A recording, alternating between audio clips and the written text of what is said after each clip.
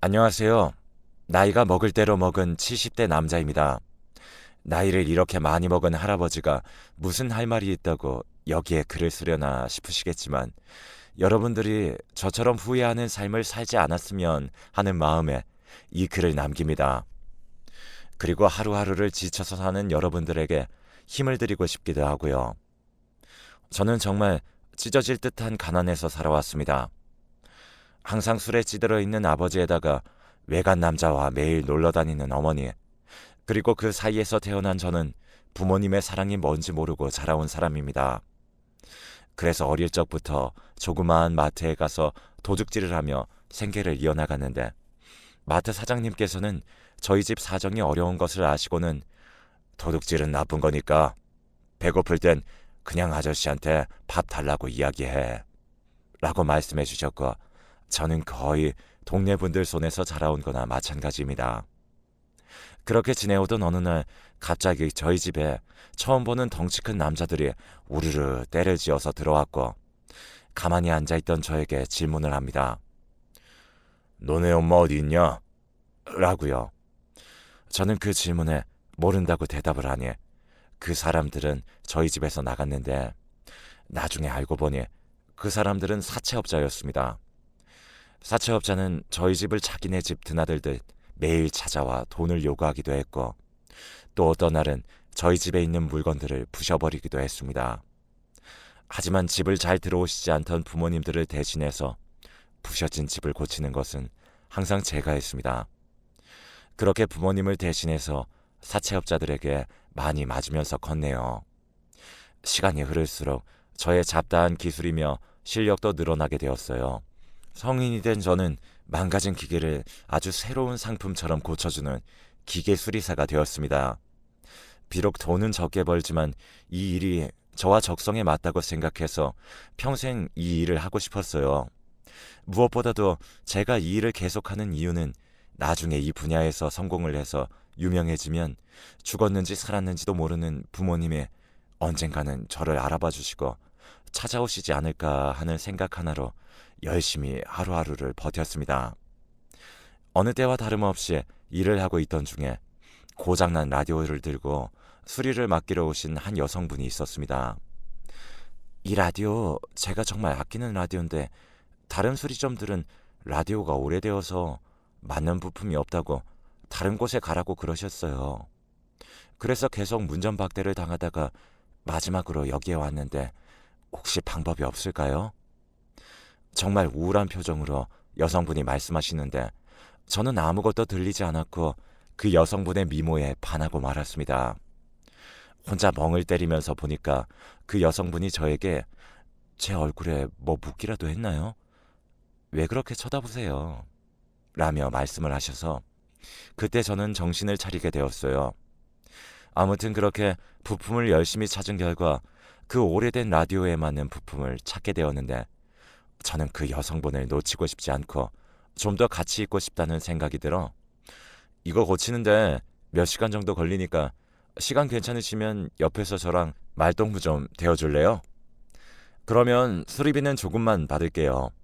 라는 말을 해버렸고 이 말을 들은 여성분은 제가 가격을 깎아드리겠다는 말에 흔들리셔서 결국 라디오를 수리하는 몇 시간 동안 우리 둘만의 이야기가 시작되었습니다. 어디 사는지 몇 살인지에 대해서 이야기를 하다 보니까 벌써 2시간이 좀 넘어가게 되었고 드디어 라디오를 다 고쳤습니다. 사실 더 빨리 고칠 수 있었는데 그 여자와 이야기를 오래 하고 싶어서 천천히 고쳤네요. 아무튼 마지막 인사를 하고 가는데 앞으로 못 볼지도 모른다는 생각에 저는 그 여성분에게 또 말을 걸었습니다. 혹시 오늘 저녁 시간 괜찮으시면 저랑 저녁 같이 먹을래요? 이 말에 당황을 하신 것 같았지만 흔쾌히 알겠다고 하셨습니다. 그렇게 저희는 저녁에 만나 밥을 먹으며 또 많은 이야기를 나누었습니다. 이야기를 나눈 뒤에는 사람이 많지 않은 한적한 공원길을 걸으며 서로에 대해 이야기를 했는데 결국 저는 밤하늘을 보며 걷고 있던 그 여성분에게 고백을 해버렸습니다. 지원 씨, 사실 처음 보자마자 첫눈에 반했어요. 지금까지 연애는 한 번도 못 해봤지만 처음 본 사이치고는 어색함 하나 없고 공통점도 많다고 생각해서 이렇게 고백을 하는 겁니다. 저랑 만날 생각이 있으시다면 제 가게 다시 찾아와 주세요. 그렇게 말을 하고 그 여성분을 집으로 돌려보냈습니다. 과연 제 가게에 다시 찾아올까 하면서 일주일을 기다렸지만 그녀는 저를 찾아오지 않았고 저는 차였구나라는 생각을 하며 다시 일상으로 돌아와서 지내고 있었습니다. 그렇게 그녀를 만난 지도 2주 정도가 흘렀고 어느 날 갑자기 그녀가 제 수리점을 찾아왔습니다. 그리고 그녀가 저 할 말이 있어요 라고 했습니다. 긍정적인 대답이든 부정적인 대답이든 그냥 저를 찾아와 준 것만으로도 너무 반가웠던 그녀에게 일단 앉아서 차 한 잔 마시라고 그랬고 하던 일도 멈추고 그녀의 이야기를 듣기 시작했습니다. 일단 처음 만난 날에 고백을 듣게 되어서 제가 좀 많이 놀랐던 것 같아요. 그래서 며칠이 지나도 당신 생각이 난다면 찾아갈 생각이었어요. 그래서 며칠 전에 한번 찾아왔었는데 어떤 여자분이 계시더라고요. 그래서 나 말고 이미 다른 사람이 생겼나 싶어서 마음 정리한다고 시간이 좀 걸렸어요. 그런데 제가 마음을 정리하든 안 하든 저의 생각은 전해드려야 될 것 같아서 이렇게 찾아온 거예요. 저는 제가 다른 여자랑 있었다는 소리에 많이 놀랐습니다. 며칠 전에 잠깐 고모가 온 것 빼고는 여자가 없었거든요. 오해를 한 것 같아서 제가 그녀에게 혹시 무슨 오해가 있으신 것 같은데 며칠 전에 찾아온 사람, 그 사람 제 고모예요 라고 말을 하자 그녀는 안도의 한숨을 내쉬며 저를 갑자기 폭 안더라고요. 생애 처음으로 여자에게 안겨봤는데 정말 심장이 터질 것 같았습니다. 결국 저희는 오해를 풀고 행복한 연애 생활을 이어나갔고 그렇게 20살 중반쯤에 저희는 결혼 이야기가 오고 가서 결국 3년 정도의 연애를 마치고 결혼을 하게 되었습니다. 어린이집 교사였던 그녀는 무엇보다도 아이들을 정말 좋아했습니다. 그래서 결혼과 동시에 저희는 눈에 넣어도 아프지 않을 귀여운 공주님을 낳았는데 저희 아내가 어린이집 교사이다 보니 아기에 대해 아는 것들도 정말 많았습니다. 저희 딸은 아주 무럭무럭 잘 자라주었고 부모 말을 잘 듣는 아주 착한 딸로 자랐죠. 그렇게 행복한 일상을 보내던 어느 날 저도 일을 가고 아내도 선약이 잡혀 있어서 딸을 누가 돌봐주지 고민을 하고 있던 중에 장모님께서 아이를 돌봐주신다고 하셨습니다. 그런데 그날 엄청난 일이 생기고 말았습니다. 아이들이 많은 놀이터에 저희 딸을 놀게 냅두시고 잠깐 아는 지인분과 통화를 하러 자리를 뜬 사이에 딸이 없어졌다는 전화가 왔습니다. 초등학교도 들어가지 않은 우리 딸에게 행여나 무슨 일이 생기는 것은 아닌가 마음을 졸이고 있었죠. 저와 아내는 장모님의 연락을 받고 바로 집으로 돌아왔고 곧바로 경찰에 신고를 했습니다. 경찰관은 저희에게 지금 조사 중이니까 기다리시면 연락드릴게요 라는 말만 반복하고 정작 사건이 어떻게 되어가고 있는지에 대해서는 연락 한 통을 주지 않았습니다. 그렇게 일주일 정도 지났을 무렵 갑자기 모르는 번호로 전화 한 통이 걸려왔습니다. 전화를 받았더니 목소리의 주인공은 바로 딸이었습니다. 딸이 저에게 아빠, 한 일주일만 더 있다가 집으로 갈게요 라는 말을 했고 딸의 목소리는 아주 밝고 좋아 보였습니다. 거기가 어딘지 물어보기도 전에 전화가 끊어졌고 전화 온 것을 토대로 발신자 위치 추적을 하고 싶었지만 그 시절에는 추적조차 불가능한 시대여서 위치 추적은 불가능했습니다. 일단 딸이 저에게 일주일 뒤에 집으로 온다고 그랬으니 무작정 기다리기만 했고 장모님께서는 전부 내 탓이야. 내 탓. 정말 미안하구나. 라는 말씀만 입이 닳도록 하셨어요. 아내는 그런 장모님에게 엄마, 우리의 잘못되면 책임이라도 질 거야? 그때 왜 한눈을 팔아서 이런 일이 생기는 거야? 나 미치는 걸 보고 싶어서 일부러 그런 거야? 라며 막말을 퍼부었습니다. 하지만 오히려 저는 아내에게 장모님한테 지금 화내도 당장 달라지는 거 없으니까 장모님한테 너무 화내지 마. 물론 장모님이 잘못하신 건 맞지만 사과도 하셨고 우리 딸 지금 전화 왔으니까 일주일만 더 기다려보자. 진정해 여보. 라고 했습니다. 사실 아내에게 진정하라는 말을 했지만 그 어떤 부모가 자식이 사라졌는데 진정이 되겠습니까? 그렇게 저희 가족은 딸이 나타나기 전까지 잠도 제대로 못 자고 밥도 제대로 못 먹었습니다. 시간이 흘렀고 약속한 일주일이 지났습니다. 오후 1시에 점심을 간단히 먹고 가만히 있었는데 누군가 저희 집 초인종을 누르더군요. 급히 밖으로 나가보니 어떤 아주머니가 저희 딸과 손을 잡고 가만히 서 있었습니다. 일단 저는 딸을 보자마자 딸을 안았고 그 아주머니는 저를 보며 소리를 질렀습니다. 당신 누구야? 우리 딸 데리고 어디에 있었던 거야? 라고 말을 하는 순간 나이는 분명히 먹었지만 어디서 많이 본 듯한 얼굴이었습니다. 알고 보니 그 아주머니는 외간 남자와 놀러 다니느라 중학생 때 저를 버려두고 집에도 안 들어온 저희 어머니였습니다. 이게 어떻게 된 일인지 많이 당황스러웠고 결국 저희 어머니를 집 안으로 모셔서 자초지종에 대해 들었습니다. 사실 너 결혼할 때부터 쭉 지켜보고 있었어. 엄마가 다른 사람이랑 바람피고 그랬지만 하나뿐인 내 자식을 어떻게 잊니?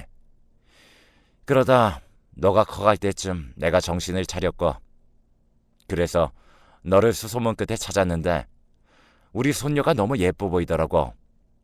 너 장모님 되시는 분이 놀이터에서 딸을 그냥 두고 전화를 하시길래 잠깐만, 아니 아주 잠깐만 네 딸한테 떡볶이만 사주고 돌려보내주려고 그랬는데 돌려보낼 수가 없었어. 손녀딸을 마지막으로 볼 것 같은 기분이라 욕심이 났어. 그래서 며칠만 우리 집에서 밥 먹이고 씻기고 그랬어. 많이 놀랬지? 미안하다. 이 말을 들은 저는 화가 치밀어 올랐습니다. 하나뿐인 자식을 버리고 나갈 때는 언제고 갑자기 정신을 차려서 저희 뒷조사를 해서 제 딸을 유괴를 하다니요. 제 상식선에서는 도저히 이해가 가지 않았습니다. 아니, 이해를 하고 싶지 않았습니다. 이런 식으로 나타나면 안 되는 거 아시면서 도대체 왜 그러신 건데요? 행복하게 잘 살고 있는 가족인데 갑자기 왜 나타나신 거냐고요? 그렇게 저희 애가 예뻤으면 저한테 당당하게 찾아오시지 그랬어요? 지금 이렇게 하신 거 범죄인 건 알고 계신 거예요? 당신이 우리 애를 데려간 동안에 당신은 기뻤는지 모르겠지만 우리 가족은 하루하루가 아주 지옥 같았어. 알기나 해? 갑자기 이렇게 찾아온 이유가 뭐야? 내가 당신 때문에 어떻게 살아왔는데 낯짝도 두껍다. 자식한테 쪽팔리지도 않아? 그래서 왜 찾아왔어? 돈이 필요한 거야? 몇십 년 만에 이런 식으로 찾아온 것도 어이가 없을 지경인데 하나뿐인 저희 애를 유괴를 한 게 말이나 되나요? 죽었는지 살았는지도 몰랐던 사람이 갑자기 저를 찾아오니 어떠한 단어로도 저의 기분을 표현할 수 없었습니다. 정작 제가 필요할 때는 찾아오지도 않고 이런 식으로 나타나니 저는 정말 어처구니가 없었습니다.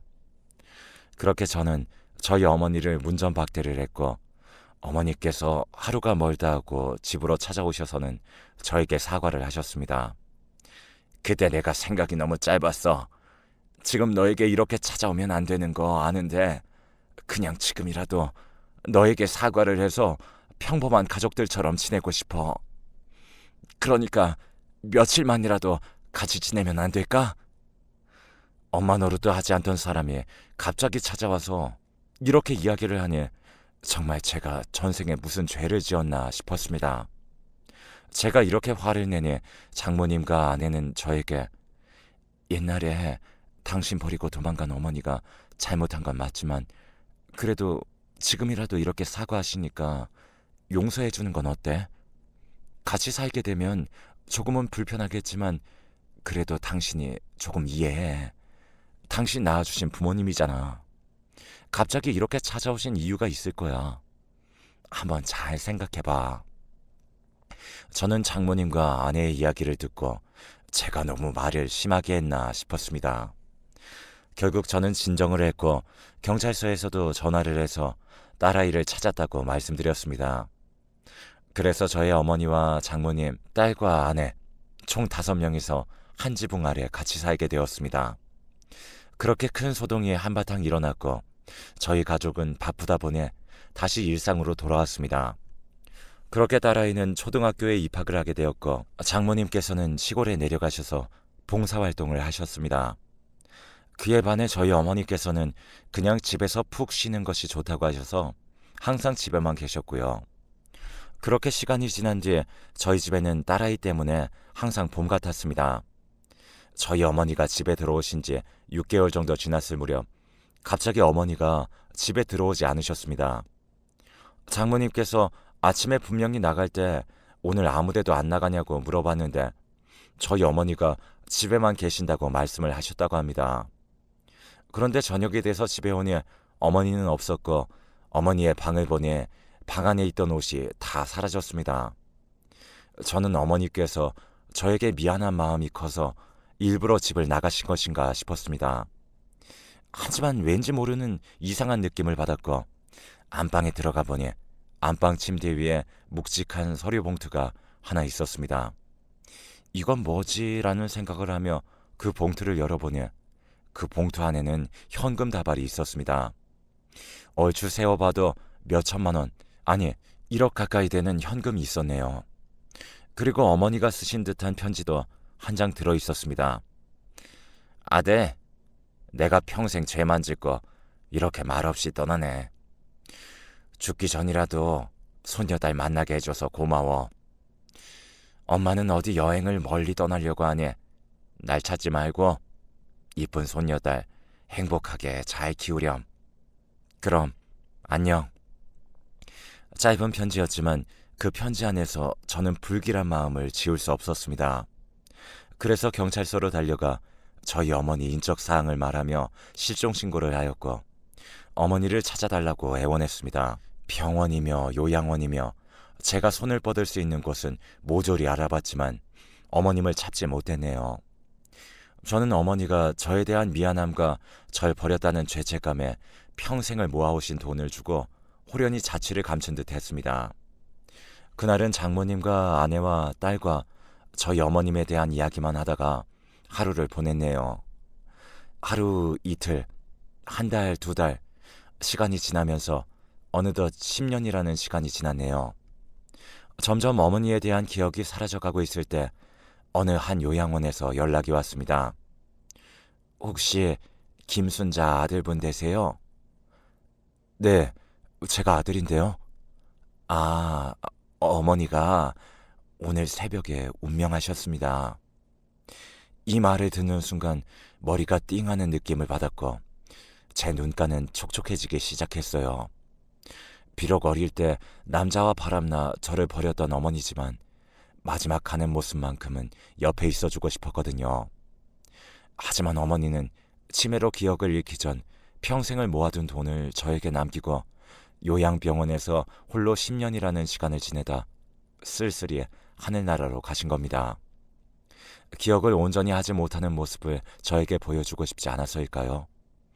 아니면 저에게 짐이 되고 싶지 않아서 그런 결정을 하셨던 걸까요? 지금도 어머니를 생각하면 가슴이 너무 아픕니다. 마지막 가실 때까지 제 딸아이와 함께 집에서 지내면서 행복한 추억만 남기다 좋은 곳으로 떠나셨으면 하는 마음이 더 컸거든요. 어머니가 손녀딸을 데리고 가서 집에 돌아왔을 때 그때 제가 모진 말을 안 하고 다정하게 어머니를 품어드렸다면 그렇게 자취를 감추지 않았을 텐데 그때 일이 제 나이 70이 돼서야 평생 한으로 남습니다. 살아계실 때 잘해드릴걸. 어릴 때 저에게 크나큰 상처를 줬어도 부모님이니까 다 이해해드릴걸. 이런 미련한 후회만 남네요. 여러분들도 부모님에게 상처를 받았다는 이유로 그 상처를 그대로 부모님에게 돌려주려는 생각은 잠시 접어주세요. 세월이 흘러 생각해보면 그렇게 대단한 일도 아니고 살아계신 부모님이 돌아가신 후에 후회해봐야 아무 소용이 없답니다. 살아계실 때 효도하고 좋은 음식, 좋은 말 해드리며 좋은 추억만 쌓길 바랍니다.